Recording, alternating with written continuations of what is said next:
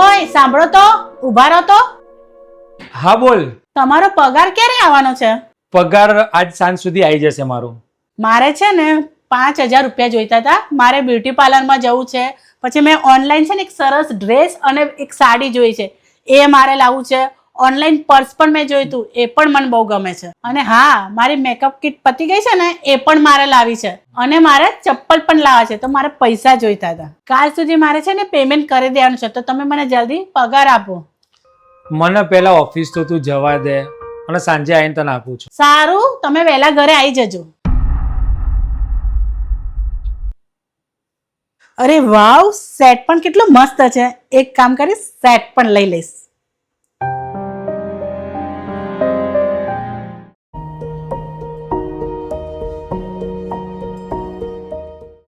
અરે, આવી ગયા તમે? પગાર લઈને આવ્યા છો ને? અરે 2-3 દિવસ પછી પગાર આવશે. કેમ 2-3 દિવસ પછી? અરે બોસનો એકાઉન્ટન્ટ છે ને 2-3 દિવસ માટે બહાર ફરવા ગયો છે, એટલે એ પાછો આવશે ત્યારે જ પગાર મળશે. શું? 2 દિવસ પછી?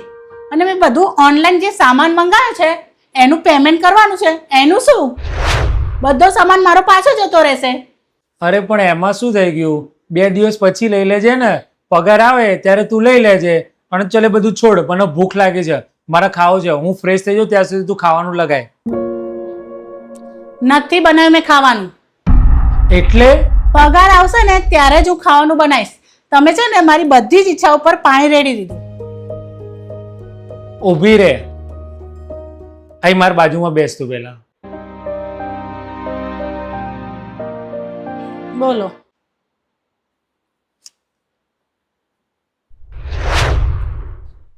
સારું, તમે બેસો, હું તમારા માટે જમવાનું લઈને આવું. ના, તું રહેવા દે, મારું પેટ આમે ભરાઈ જ ગયું છે.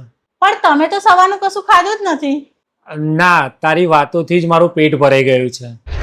ગોપી, તું મને એ કહે કે અમે પુરુષ એક મશીન છીએ? મહિનાનો પગાર જે થાય છે ને એ મારા હાથમાં નથી. 2 દિવસે થાય, 4 દિવસે થાય, 5 દિવસ પણ થાય. અને ત્યાં શું કીધું મને કે પગાર નહીં આપો ત્યાં સુધી મને તું ખાવાનું નહીં આપે? એટલે એનો મતલબ એમ કે જ્યાં સુધી મારી જોડે પૈસા છે ત્યારે જ તું મારી ઇજ્જત કરીશ, અને મારી જોડે પૈસા નહીં હોય તો તું મારી ઇજ્જત નહીં કરે? અને શું પુરુષ પૈસા છાપવાનું એક મશીન છે? અને જો જે સ્ત્રી એવું વિચારે છે ને એ બહુ ખોટું વિચારે છે. અમારા અંદર પણ ફિલિંગ્સ હોય છે, અમને પણ તકલીફ થાય છે જ્યારે કોઈ અમને સમજતું નથી. અને 30,000 પગાર માટે અમારે કેટલી તકલીફ વેઠવી પડે છે તને ખબર છે? બોસનું સાંભળવાનું, બહાર જઈએ તો બહારના લોકોનું સાંભળવાનું, ઘરે આવીએ તો પત્નીનું સાંભળવાનું, કેટલી તકલીફો હોય છે ત્યારે જેને આ પગાર હાથમાં આવે છે. અમારે કેટલું સહન કરવું પડે છે.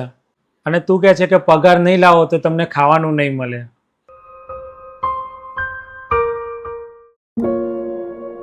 એક પુરુષ જે પોતાની ઈચ્છાઓને મારીને પણ પોતાના પરિવારની ઈચ્છાઓ પૂરી કરે છે, એક પુરુષ પોતે દુઃખી થઈને પણ પોતાના પરિવારને ક્યારેય દુઃખી થવા દેતો નથી.